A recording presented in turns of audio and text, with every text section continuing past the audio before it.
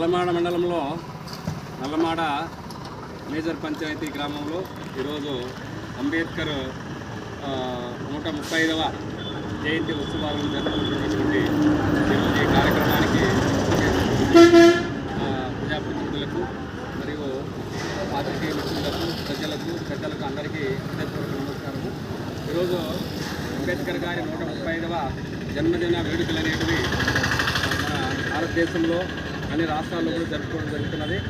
ఈ మహనీయులు మన బడుగు బలిగిన వర్గాల వారి యొక్క బాధలను జీవితంలో చూసినటువంటి ఒక వ్యక్తిగా తాను పడిన బాధలన్నీ కూడా సమాజంలో బడుగు బలహీన వర్గాల వాళ్ళు ఎదుర్కొంటున్నటువంటి అనేక రకాలైన సామాజిక ఆర్థిక సమస్యలను స్వయంగా చూసి జీవితంలో అనుభవించి ఈ బడుగు బలహీన వర్గాల వారి యొక్క ఉన్నతి కోసం వాళ్ళ యొక్క మహోన్నతమైన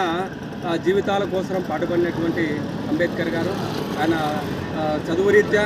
ఎన్నో సమస్యలు పడి ఈ యొక్క పెత్తందారి వాళ్ళ యొక్క చేతుల్లో ఈ బలహీన వర్గాలు ఏ విధంగా అడుగంటిపోతున్నారో సమాజానికి చాటి చెప్పే విధంగా గొప్పగా చదువుకొని ఉన్నత విద్య అభ్యసించి తద్వారా భారత రాజ్యాంగ రచనా సంఘానికి అధ్యక్షులుగా ఎన్నికై భారత రాజ్యాంగంలో ఈ బడుగు బలహీన వర్గాల వాళ్ళకు కావాల్సినటువంటి సముచితమైన స్థానము భవిష్యత్తులో వాళ్ళు ఒక స్థాయికి ఎదగాలంటే వాళ్ళకి ఏ విధంగా చదువులో కానీ ఉద్యోగాల్లో కానీ మిగతా అన్ని పొలిటికల్గా ఉన్నటువంటి అన్ని రకాల పదవుల్లో కూడా వాళ్ళకు స్థానం కల్పించాలని చెప్పేసి పోరాడి భారత రాజ్యాంగంలోనే వాటిని పొందుపరిచి ఈరోజు భావి భారత అభ్యున్నతి కోసము ఆయన చేసిన కృషి ఎనలేనిది. వారి యొక్క అడుగుజాడల్లోనే కూడా ఇప్పుడున్న తరము పయనించి ఆ యొక్క భారత రాజ్యాంగం ద్వారా వచ్చినటువంటి హక్కులన్నీ కూడా మనం ఉపయోగించుకుంటూ భావి భారత పౌరులుగా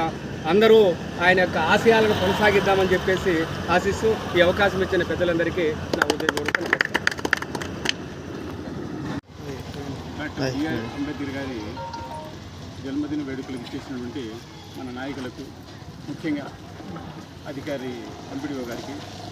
నాయకులకు అందరికీ నమస్కారాలు చేస్తున్నాను. బడుగు బలహీన వర్గాల